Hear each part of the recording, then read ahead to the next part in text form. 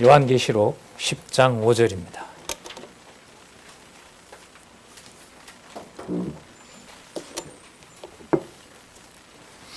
요한계시록 10장 5절 말씀 보도록 하겠습니다.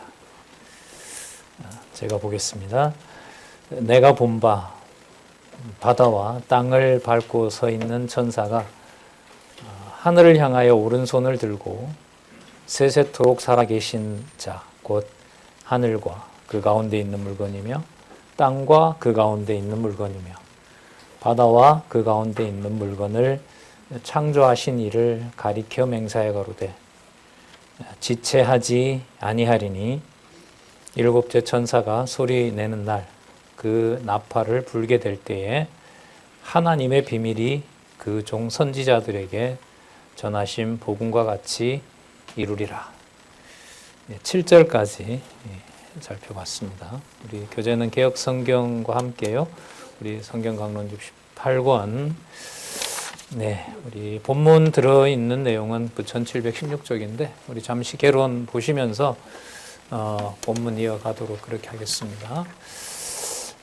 요한계시록은 교회라는 말, 너무 익숙한 말이기도 하고 또 성경대로 과연 교회를 생각하고 있는가라는 걸 또 돌아볼 아주 중요한 개념이죠. 주 예수 그리스도를 통해서 세우신 바로 그의 몸된 교회, 그리고 성경 전체에 하나님의 이름 여호와와 직접 관련된 가장 중요한 개념, 그게 바로 교회죠. 그런데 요한계시록은 그 교회가 승리하였고 승리하고 있고 승리한다는 계시의 말씀을 보여주고 있습니다. 그 승리의 반대가 패배니까 나는 내 삶에서 패배한 적이 많고 교회도 그렇고 뒤로 물러나는 것 같고 또 세계 교회도 너무나 많은 시련과 고통 가운데 또 지금도 전쟁 중이잖아요. 이란에도 제가 알기로 선교사님들은 철수를 하셨던데 거기 있는 이제 성도들 우리가 아무도 모르잖아요. 나중에 전쟁이 끝난 다음에야 그게 집계가 되기 때문에 그런 어쨌든 그리스도의 몸된 교회가 있는 게 분명한데 그런 교회들마저도 승리라는 말로 봐야 된다. 이게 계시록이에요. 그러니까 벌써 문제를 강하게 제기를 하는 거죠. 교회는 늘 승리한단 말입니까? 네, 그렇습니다. 그럼 그 승리가 우리가 말할 때 사용하는 그런 승리 의미는 아니겠네요. 네, 아닐 게 맞습니다. 그럼 무엇인지 한번 살펴봅시다. 이렇게 되겠죠.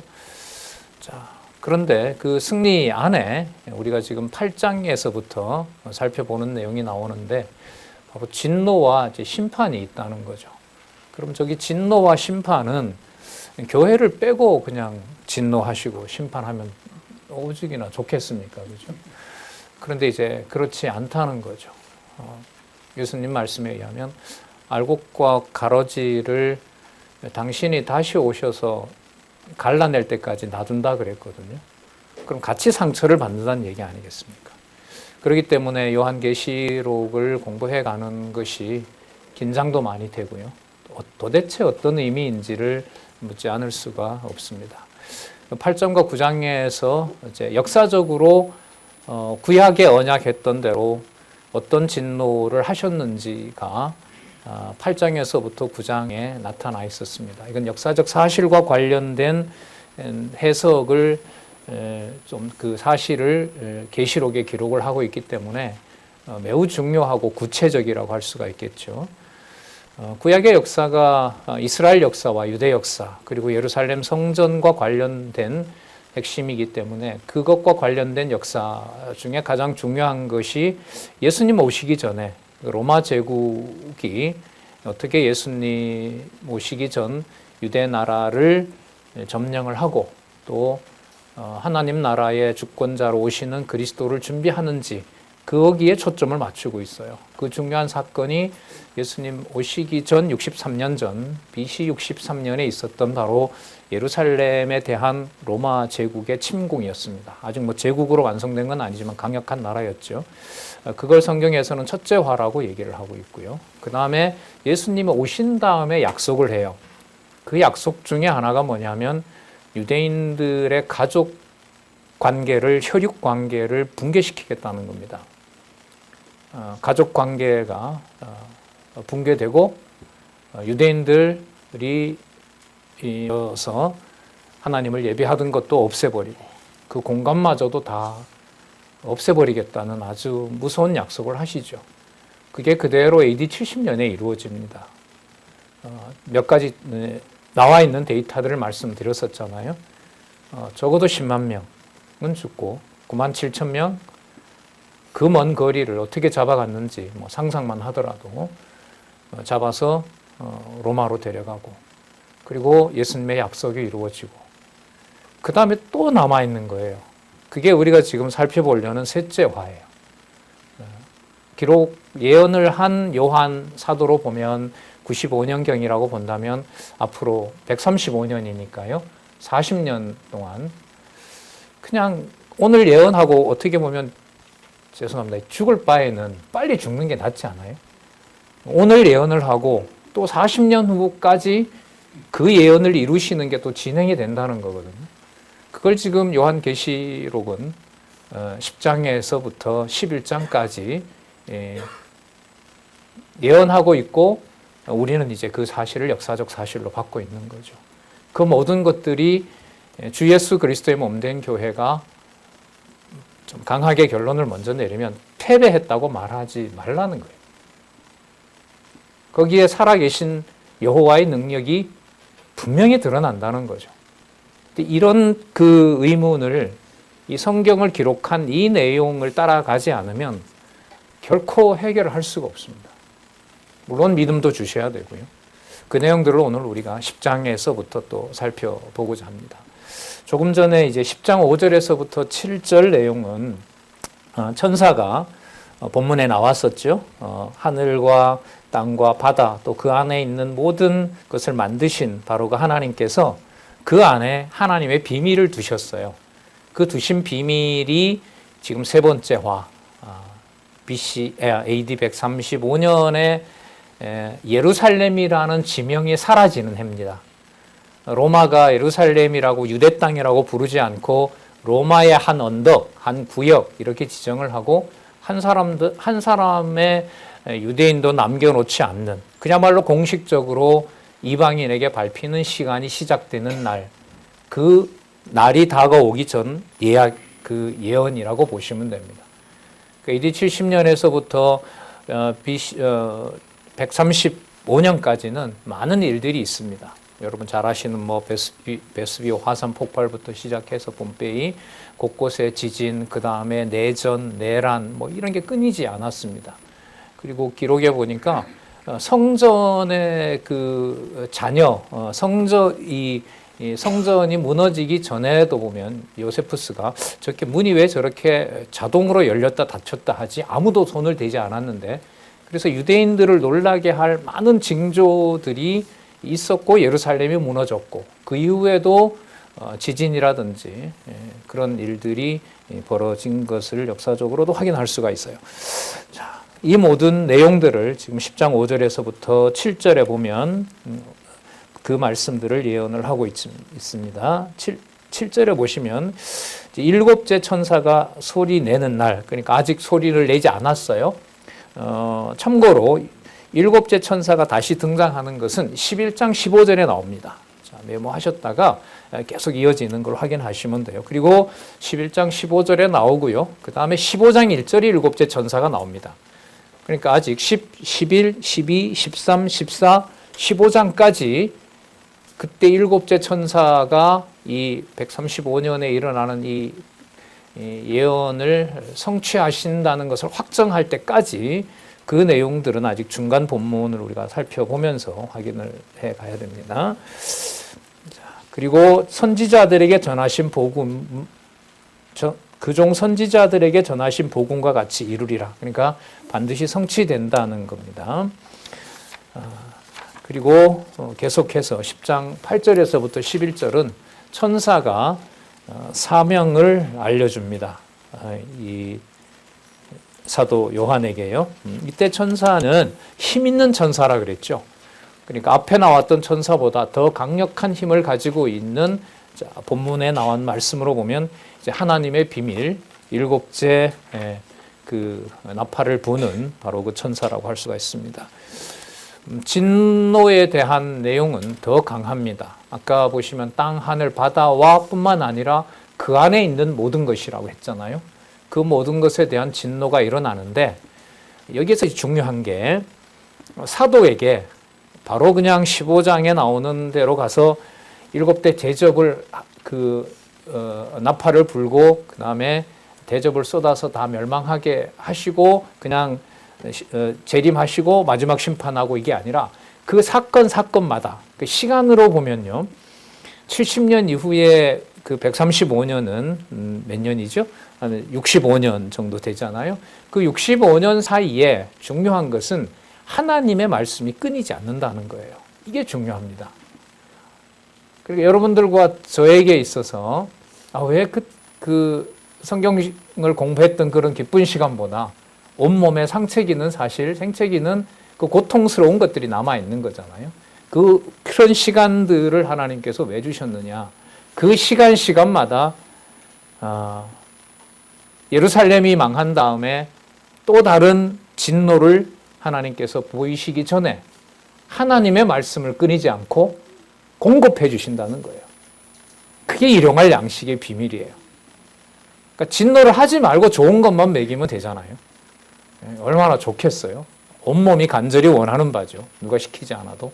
그러나 하나님의 말씀이 하늘에 속한 영생의 말씀이기 때문에, 오늘 우리 히브리서에도 그 말씀이 나왔었잖아요. 하늘에 있는 말씀, 하늘에 속한 영혼을 관리하는 믿음이기 때문에 몸은 예루살렘 성전처럼 무너지게 하시고 거기에 절대로 무너지지 않는 하나님의 말씀을 공급하신다는 거죠. 그게 10장 8절에서부터 이 진노가 가지는 의미가 뭔지를 사도에게 알려준다는 거예요.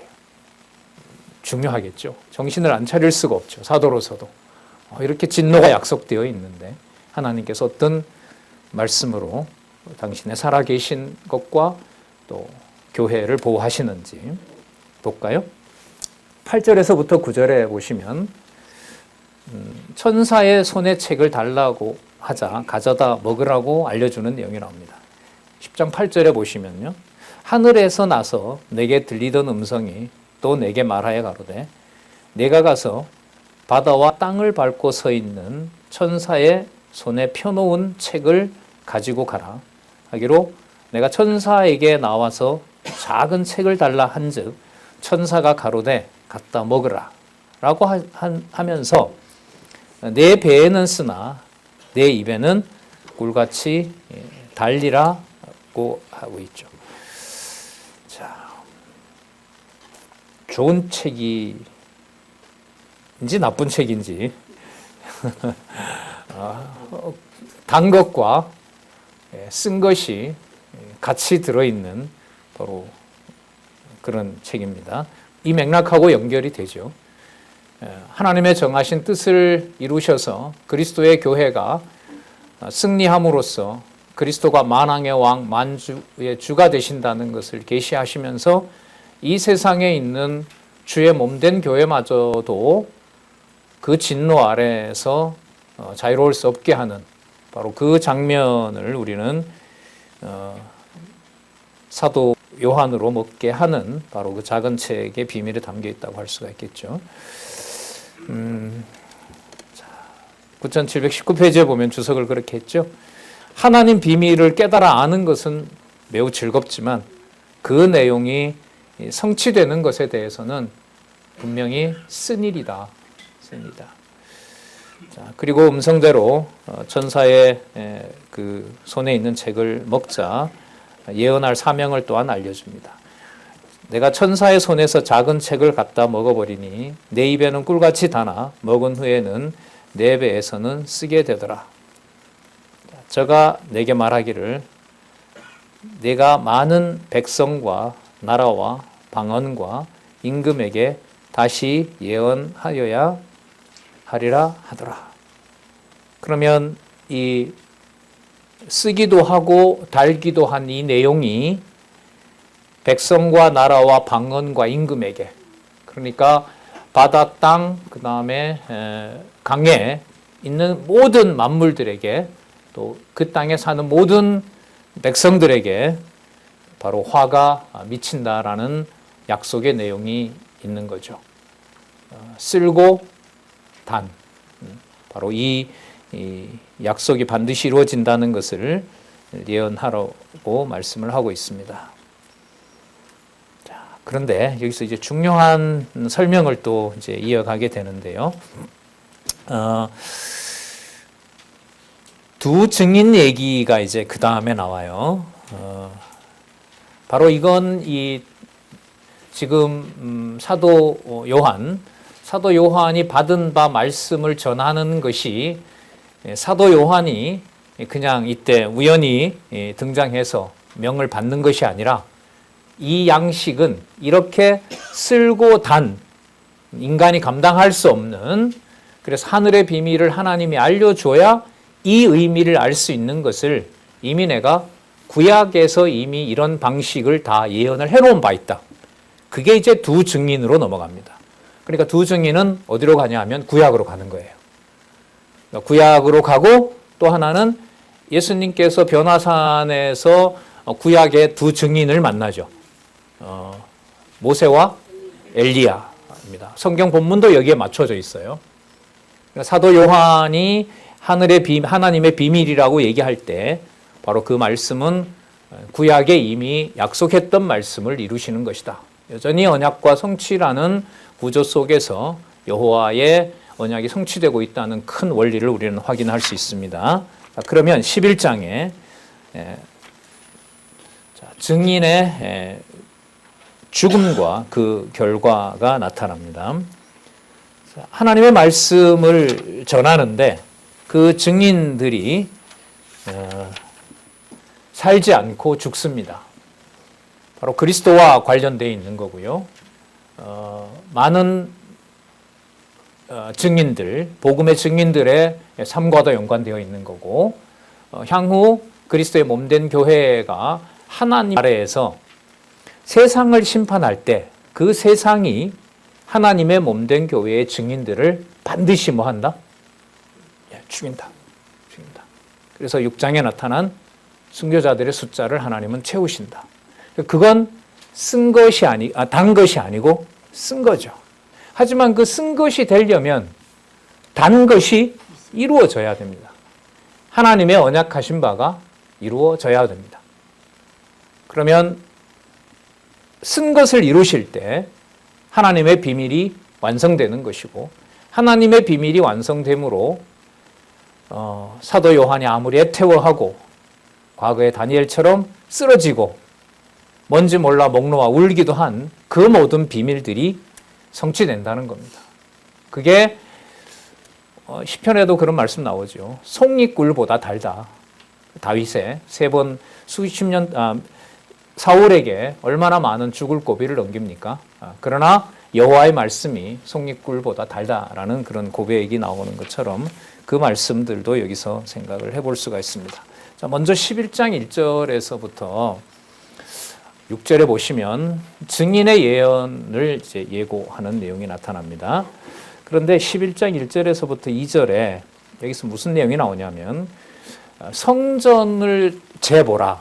성전에 안은 재고 성전의 밖은 재지 말라라는 이 말씀이 이어지거든요.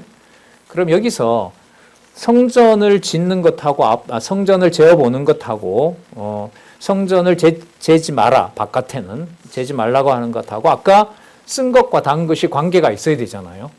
성경을 이렇게 이제 읽어 가셔야 돼요. 그럼 아까 그 내용에서 성전을 재는 것과 또 재지 말라고 하는 부분은 바로 쓴 것과 단 것을 이루시는 것하고 또 관계가 있는 거죠.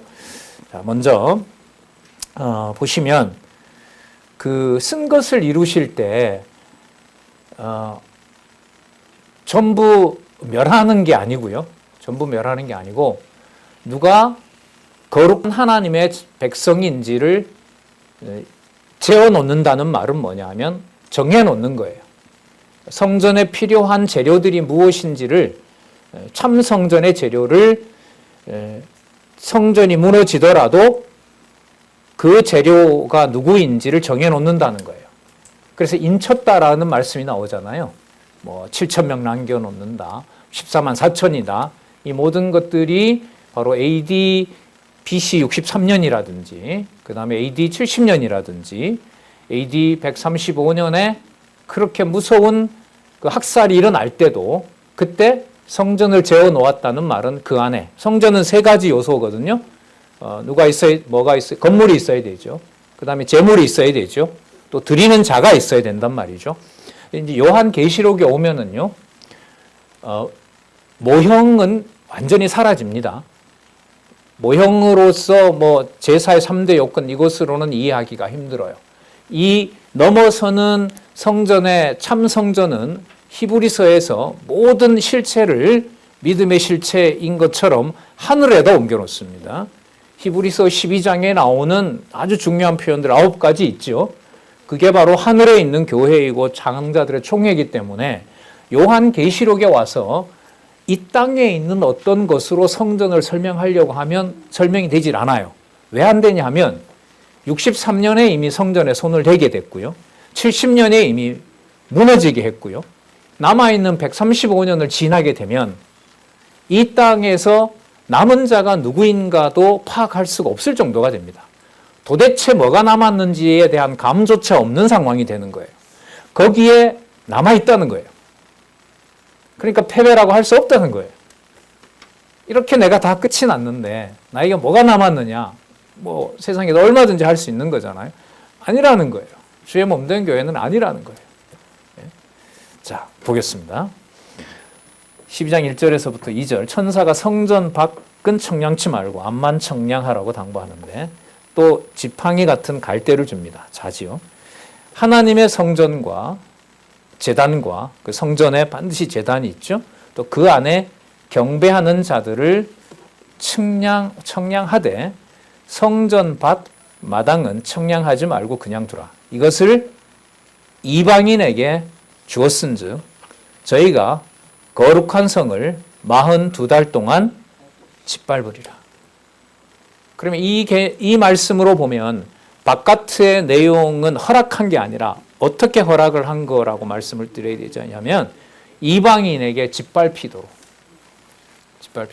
자, 그런데 여러분 여기서 하나님의 성전과 제단과 그 안에 경배하는 자들이라고 했을 때 이미 이게 95년경이라면 20여 년 전에 이미 성전은 전부 끝이 났어요. 자를 들고 재볼 만한 성전이 이 땅에 없어요. 없습니다. 그런데 하나님의 비밀은 그 성전이 어디에 있냐면 하늘에 있는 거예요. 근데 하늘에 있는데도 바깥에 있는 그 재지 말라고 했던 그 이방인에게 준 바로 그 42달 동안에 짓밟히는 그 땅이 그 땅의 권세가 이미 예루살렘 성전을 이미 끝을 낸 상황입니다. 자, 그런데 하늘에 보니 이미 그 제단 안에서 경배하는 자들을 이미 측량하고 있는 거예요. 유대인으로 말하면 성경에서 14만 4천일 거고요. 상징수이고 또 허다한 무리. 자, 그러면 이 바깥에 이방인들이 의해서 짓밟히던 이 공간은 한편으로 보면 이방인이 짓밟히는 공간이 되고요. 또 다른 한편으로 보면 14만 4천 유대인의 숫자가 아닌 셀 수 없는 허다한 무리가 하나님의 말씀을 듣는 자리가 되는 거죠. 그래서 나중에 11장에 가면 세상 나라가 아마 기억하실 거예요. 세상 나라가 누구의 나라가 되어라고 나오냐면 그리스도의 나라가 되어 이렇게 나옵니다. 이게 바로 계속 이어지는 말씀이라고 보시면 돼요. 자,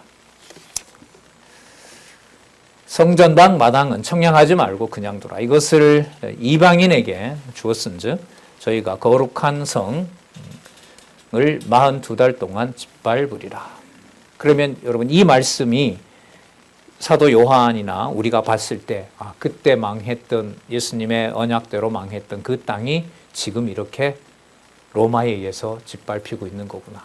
그리고 그 사이에 많은 사도들도 순교하고 또 당시 로마의 핍박은 이루 말할 수가 없었죠. 교회에 대한 유대인 크리스찬이나 또 유대 지역에 있는 사마리아나 거기에 있는 성도들이 환난을 당하고 있을 때죠. 그래서 강론집에 보시면 주석을 해놨죠. 42달은 로마군이 유다 땅에 있는 예루살렘을 짓밟는 고난의 기간이다. 이렇게 이제 맞죠. 예. 거룩한 성을 42달 동안 짓밟으리라. 자, 그 다음에 그 3절에서부터 6절에 이제 뭐가 나오냐면 이 두 증인 얘기가 나옵니다. 그럼 여러분 아까 무슨 내용이 나왔냐면 경배하는 자들을 청량했잖아요. 그럼 이들은 인맞은 자들인 거죠. 보호받는 자들인 거예요. 그럼 이 보호받는 자들이 성전 안에서는 보호를 받지만, 자, 그런데 이것도 우리가 생각을 좀 해봐야 돼요. 성전 안에서 보호를 받는 건 맞는데, 이 말씀을 받을 당시에 예루살렘 땅에는 성전이라는 것은 있을까요? 없어요. 그러면 제단 안에서, 하나님의 성전 안에서 보호받는다는 것은 이 땅에 있는 상황이 아니고 하늘에 있는 하나님의 성전. 그래서 나중에 뒤에 가면 하늘이 열리니, 하나님의 성전이 열리니 이렇게 됩니다. 아무것도 없더라 이렇게 가게 되거든요. 자, 그러면 물질적인 어떤 형체나 이런 것으로 설명할 수 있는 차원이 아니라는 거죠. 자, 그러면 지금 나오는 이 두 증인도 어디에 있는 특정한 누군가를 통해서 예언은 됐지만 그게 특정하게 누구다라고 인칭을 지적할 수는 없는 거예요. 예. 자, 볼게요. 내가 나의 두 증인에게 권세를 주리니 저희가 굵은 베옷을 입고 1260일을 예언하리니 이는 이 땅의 주 앞에 서 있는 두 감람나무와 두 촛대니 만일 누구든지 저희를 해하고자 한즉 저희 입에서 불이 나서 그 원수를 소멸할지니 누구든지 해하려 하면 반드시 이와 같이 죽임을 당하리니 저희가 권세를 가지고 하늘을 닫아 그 예언을 하는 날 동안 비 오지 못하게 하고 또 권세를 가지고 물을 변하여 피 되게 하고 아무 때든지 원하는 대로 여러 가지 재앙으로 땅을 치리로다. 자, 두 증인이 나옵니다. 그리고 권세를 받은 두 증인이에요. 이건 아까 하나님의 성전에서 측량을 받은 것과 관련되는 자들이겠죠. 하나님의 백성입니다. 자, 처음서부터 한번 볼게요. 3절에 보시면 자, 권세 받은 두 증인이 자, 베옷을 입고 있죠. 베옷을 입고 있고 거기 보면 숫자가 나옵니다. 1260일. 그리고 이게 개월로 말하면은요, 42개월이고요. 연도로 보면 3년 반이에요. 다니엘서에 익숙한 말이죠. 다니엘서에 약속했던 날짜들하고도 관계됩니다. 이 말씀 드리는 이유는 그냥 툭 나온 숫자가 아니에요. 구약에서 이미 약속해주고 있고 구약을 통해서 이미 증언을 해주신 말씀과 관련된다는 것을 말씀드리기 위해서 드리는 겁니다. 그리고 4절에 보면 이 땅의 주 앞에 서 있는 두 감람나무와 두 촛대가 나오는데, 자, 먼저 1260일과 연관해서 보면 이제 주석이 이렇게 나와 있습니다. 그리스도의 증인들이 활동하던 기간에 대한 상징적 표현입니다. 이 상징이라고 말할 때는요, 반드시 전제가 있습니다. 상징은요, 실체가 있을 때 써야 돼요. 나는 이런 걸로 뭔가를 상징한다 이러잖아요. 그럴 때 막연하게 상징이라는 말을 쓰면 자기 스스로 이제 그 오류에 범하는 거예요. 상징이라고 할 때는 반드시 실체가 있어야 됩니다. 그 실체는 지금 보면 하나님의 비밀인 거고 땅에 있지 않고 하늘에 있는 거예요. 그리고 땅의 예루살렘이 망했다 하더라도 그 하늘에 있는 하나님의 성전은 바로 증인에게 권세를 주는 하나님의 능력이 출발하는 곳이라는 거예요. 그러니까 교회가 승리한다는 것하고 계속 관계가 되는 거예요, 이게. 그러니까 성경을 보실 때 옆으로도 보셔야 돼요. 아, 그러므로 그렇구나. 라고 하지만 동시에 이 내용이 하늘에 속한 하나님의 말씀이다. 하나님의 권위 있는 말씀이다. 살았고 운동력 있는 말씀이다라는 사실을 지금 있는 본문에서 성경의 전체 주제하고도 연결을 하면서 공부를 해가야 되는 거죠. 예. 자, 그런 점들을 성경 강론집에서는 안내를 하고 있는 거예요. 몇 줄 속에서 여기에 구약에 아니면 다른 복음서에 이런 약속이 나와 있습니다. 라고 안내를 해주고 있는 겁니다. 그리스도 증인들의 활동 기간에 대한 상징적인 표현입니다. 그리고 그 표현으로 보면 모세와 엘리야이고요. 예수님과 만났던 자들이기도 하고 마지막 그 선지자로서는 누구냐 하면 세례 요한이죠. 그럼 모세, 엘리야, 세례 요한 이 전부 그 장차 오실 그리스도에 대한 예표라는 사실이죠. 그 큰 넓은 범위에서 보면은 바로 증인이라고 할 수 있습니다. 지 본문에 의하면 권세를 가진 증인이라고 할 수가 있습니다. 그 다음에 세례 요한의 모습을 보시면은 광야에서 활동했다는 거 우리 알고 있죠. 그 평범한 복장이 아니죠. 가죽띠를 메고 그 다음에 석청을 먹고 이거는 바로 구약의 엘리야나 또 다른 선지자 특히 엘리야죠. 그 아합 다니면서 그 목숨을 연명할 그 당시를 연상시키는 겁니다.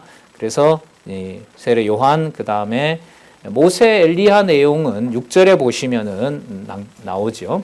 권세를 가지고 하늘을 닫아 그 예언하는 날 동안 비 오지 못하게 하고 이건 엘리야입니다. 엘리야를 연상시키고요. 또 권세를 가지고 물을 변하여 피가 되게 하는 것은 바로 모세겠죠. 네, 바로 모세와 엘리야 구약의 증인들을 연상시키고요. 그리스도의 증인들과 연관이 되는 겁니다. 그 다음에 두 감람나무와 두 촛대 얘기를 드리도록 하겠습니다. 내용 우리 해설부터 좀 읽어보고 말씀을 드릴게요. 그 1724페이지 밑에서부터 두 번째 줄에 보시면 세 번째 줄에 보시면 두 감람나무와 두 촛대는 선지서에서 미리 보여주신 예언에 의한 두 증인으로 스가랴서입니다. 스가랴 4장 구체적으로 3절, 11절, 14절에 나오죠. 자, 3절, 11절, 14절에 그리스도의 증인들을 가리킵니다.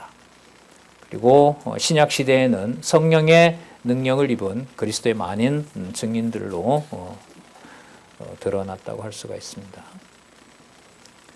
그 스가랴서에 나타난 여러분 두 감람나무는 누구냐 하면 제사장과 총독이에요. 제사장은 누구냐 하면 여호수아고요.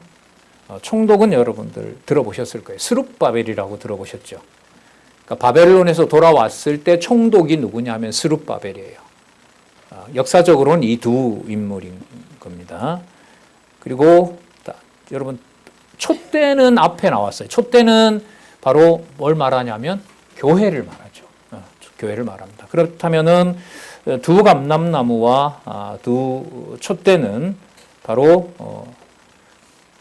그 다음에 감람류라고 그 감람나무라고 했을 때 감람나무에서 중요한 것은 감람나무의 감람류는 누구에게 붙냐 하면 선지자, 왕, 제사장에게 붙는 거예요. 그럼 그게 신약 시대의 감람류는 뭐냐면 바로 성령의 임재를 말하는 겁니다. 근거가 있습니다. 자, 그렇기 때문에 두 감람나무와 두 촛대는 바로 여기에 나와 있는 대로 스가랴서 4장의 구체적인 개념을 사용해서 모형인 예루살렘 성전이 무너지고 그리스도가 약속하신 대로 성령이 오셔서 성령 세례를 받은 하나의 증인들이 복음을 전하는 것과 관계가 있습니다. 그러면 그리스도가 약속하셨던 대로 성령께서 오시고 교회가 세워지고 또 두 증인들 스룹바벨과 여호수아. 스룹바벨과 여호수아를 조금 첨언하면은요. 여호수아 사건은 매우 흥미롭습니다. 환상이 나오는데 이 대제사장 여호수아를 사단이 데려가려고 해요. 사단이 데려가려고 하는 목적은 뭐냐면 너 대제사장 역할을 제대로 못했기 때문에 너 예루살렘 성전 무너진 거 너 때문이다. 바벨론에 의해서. 너가 못 지켰다. 이게 사단이 이제 기소하려는 이유였거든요. 그런데 여호와께서 여호수아, 여러분 그 가나안 땅 정복한 여호수아 아니에요. 네. 바벨론 포로 이후에 돌아온 그 여호수아를 사단이 데려가려고 하자 더럽다라고 하면서 내가 정죄해야 된다고 데려가려고 했거든요. 근데 하나님께서 뭐라고 하시냐면 놔둬라. 깨끗하다. 그 온몸이 걸려 있어요. 이 여호수아가. 그런데 여호와 하나님께서 깨끗하다. 건들지 마라. 이렇게 얘기를 합니다. 그리고 스룹바벨은 아시는 것처럼 에스라, 느헤미야 그 성전을 회복하고 에스라와 같이 또 성곽 세울 때 얼마나 많은 그 산발락과 도비야가 얼마나 많이 그 괴롭힙니다. 그러니까 한 손에는 등불 들고 한 손에는 벽돌 들고 그렇게 52일 만에 하나님의 성을 세웠던 거거든요. 이 두 증인들이 세우는 요걸 보면요. 이 두 증인의 역사적 사실을 알게 되면 교회가 패배하고 있다는 말을 할 수가 없어요. 하나님께서 여호수아 보고 더러운 제사장 아니다. 깨끗하다. 그렇게 얘기를 했고 온몸은 볼 수가 없어요. 온몸이 걸려가지고 예루살렘 성전이 탈 때 아마 같이 탔는지 어쨌는지 여호수아 모습이 그렇게 흉물스러워요. 그래서 사단이 내가 이제 데려가겠다 하니까 건들지 마라. 깨끗하다라고 얘기를 합니다. 이런 거 보면 AD 70년에 성전이 망할 때 성전 안에 측량을 받았던 바로 하나님의 백성들은 여전하다. 내가 보호하고 있다. 보존하고 있다. 그래서 망했다, 무너졌다, 끝났다 라는 얘기를 하지 말아라. 이 말씀을 우리 요한계시록 주제와 연관을 할 수가 있습니다. 두 촛대는 교회하고 바로 연결이 되고요. 시작할 때 있죠. 계시록 1장 20절에 나와요. 촛대라는 말은.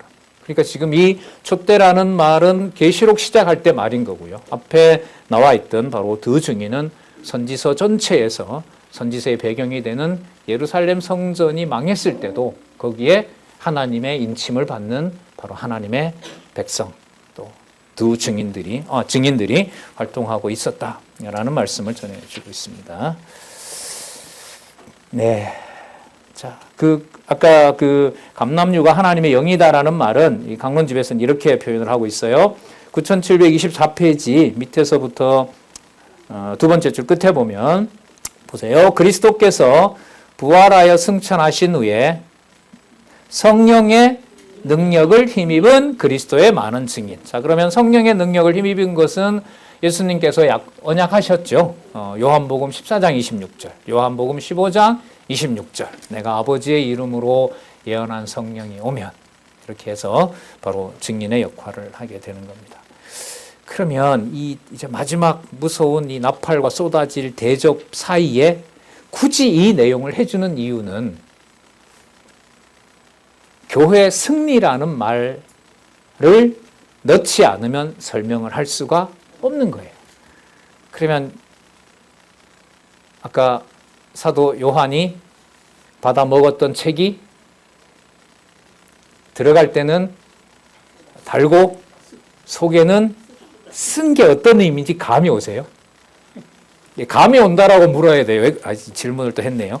감이 온다고 해야 되는데 이게 지금 단 것으로 선택할 수도 없고 또 쓴 것만도 아니고 뭐가 다 있어야 되냐면 단맛도 있어야 되고 쓴맛도 있어야 되고 몸은 진짜 죽도록 빨리 좀 끝을 내주고 싶은 상황이나 이 살아있는 이 삶에서 하나님께서 보여주시는 하늘의 승리, 하나님 성전에 하나님이 원하는 자를 아까 여호수아 예를 좀 들면 털이 더럽게 보여도 하나님의 성전에 입맞은 자, 적합한 자로 자를 댄 하나님의 기준에 적합한 그러니까 자를 대해서 적합한 것을 뭐라고 하냐면 여러분 사전적으로 의롭다라고 얘기합니다. 과거에 정의롭다 이렇게 했을 때는 거짓말하지 않고 정확한 저울을 가지고 남을 속이지 않고 물건을 교환할 때 그때 공정한 그 거래가 이루어지거든요. 그러니까 하나님의 자를 댔을 때 우리가 살아야 되고 보호해줘야 될 자인데 하나님은 하늘에 있는 성전에 필요한 제목으로 빨리 가져가는 게 좋을 것 같다는 거죠. 그리고 여기에 남겨둘 필요가 없이 그냥 여호수아와 같이 저렇게 목숨밖에 남지 않고 비참한 제사장은 빨리 목숨을 거두어서 그냥 빨리 순교자 반열에다 올리고 하늘에 데려가는 게 좋은데 아니라는 거죠. 남겨놓는다는 거예요. 남겨놓고 하나님 나라의 성전, 하나님 나라가 어떤 것인지를 증언하게 하신다. 하나님의 비밀을 몸에 느끼는 결과는 쓴맛과 단맛이 함께 하도록 그렇게 하신다는 겁니다.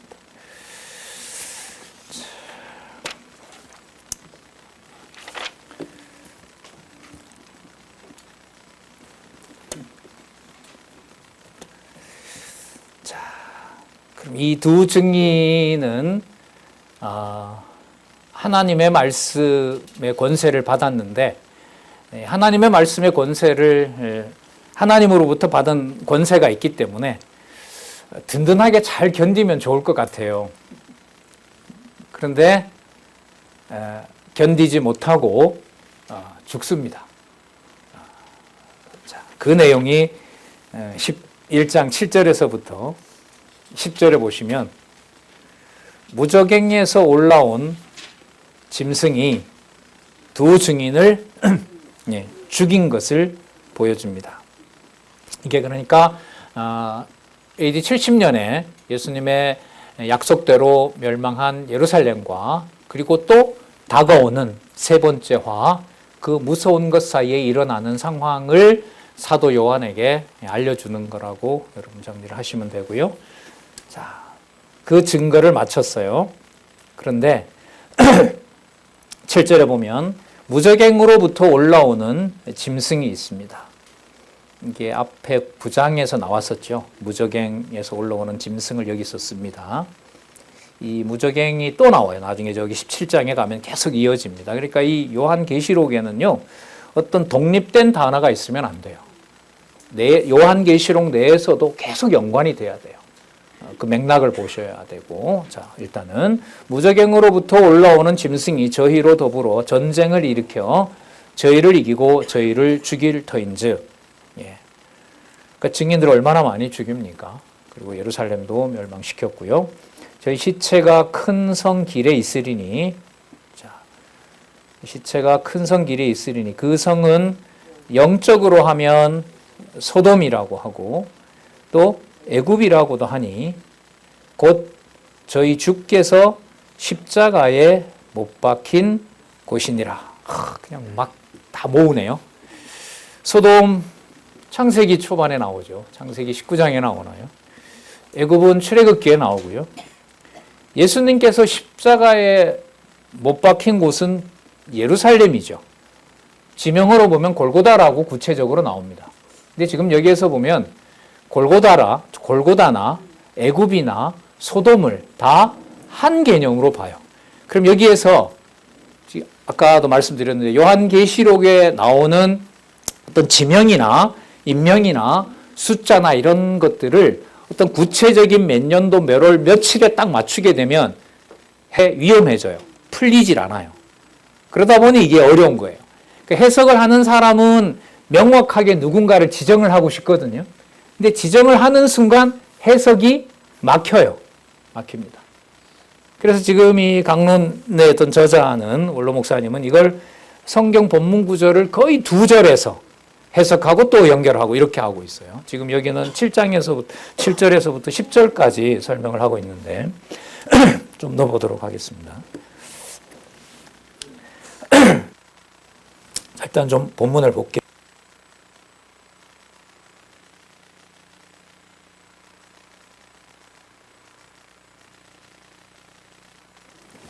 (9절) 백성들과 족속과 방언과 나라 중에서 사람들이 그 시체를 사흘 반 동안을 목도하며 무덤에 장사하지 못하게 하리로다. 10절 이 두 선지자가 땅에 거하는 자들을 괴롭게 한 거로 땅에 거하는 자들이 저희 죽음을 즐거워하고 기뻐하여 서로 예물을 보내니라. 죄송합니다. 이게 여기서 이렇게 바람이 나오니까요. 입을 열면 이게 다 마르게 해서 그런 거예요. 이해를 해 주십시오.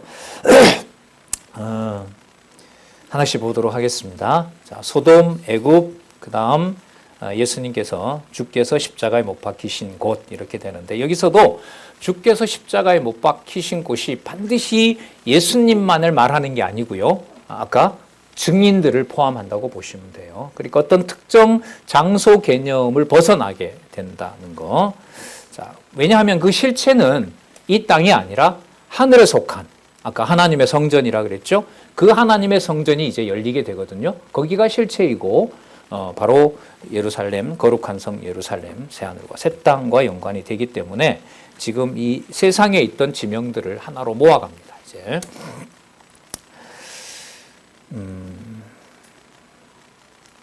자, 아까 9절에 보시면 백성들과 족속과 방언과 그 나라 중에 이 표현이 계속되죠. 사람들이 그 시체를 사흘반 동안을 목도하여 무덤에 장사하지 못하게 합니다. 그러니까 70년에 망하고 난 다음에 그 로마가 실제로 그러죠. 기독교인들에게 호의를 베풀거나 또 유대인들에게 호의를 베푸는 자들을 로마가 그냥 두지 않죠. 그래서 끌려가서라도 로마에 가서도 엄청난 핍박을 받는 일들이 벌어집니다. 그리고 많은 어떤 기록들을 보게 되면은 이미 그 당시에 사도 바울의 로마서가 전달이 됐잖아요. 사도 바울의 로마서는 70년 망하기 전에 보낸 거거든요. 이미 그곳에는 누가 있냐면 성도들이 있는 거예요. 유대인 성도도 있고 로마 성도들이 있는 거죠. 그리고 잡혀간 사람들이 이제 지금도 남아있는 콜로세움 원형 경기장을 세우고 난 다음부터 붙잡혀간 자들과 로마의 성도 신앙생활을 하고 있던 로마 교회가 같이 이제 대탄압을 받게 되는 그 일들이 지금 진행이 되고 있고 지금 135년 셋째 홍해에서 가고 있는 상황입니다. 그러니까 전 그리스도의 증인들이 로마든 예루살렘이든 당시로 보면 전역에서 엄청난 핍박을 받고 있고 더 무서운 것이 다가오고 있는 그런 상황이라고 보시면 됩니다. 자, 9727페이지 중간쯤에 보면 여기에 대해서 이렇게 이제 주석을 하고 있는데요. 첫 번째 단락 밑에서부터 여섯 번째 줄에 보면 이는 이미 그리스도께서 승천하신 후에 많은 그리스도의 증인들이 죽임을 당하기도 하고 사형 선고를 받은 줄 알 만큼 고난을 당하는 사실들로 드러났습니다. 사도행전과 고린도후서에 그 말씀이 나오고요. 자, 그리고 그 성은 소돔, 애굽 이 내용이 나오는데 이는 언약 자손을 대적한 성이나 지역에 대한 상징적 표현으로 여기서 설명을 하고 있습니다. 그러니까 지금 소돔 같은 경우에는 여러분 롯이죠. 롯이 방문할 수 없도록 거부하고요. 그 다음에 애굽 같으면 하나님의 백성들을 탄압하고 아시는 것처럼 그 태어난 아기들을 어떻게 합니까?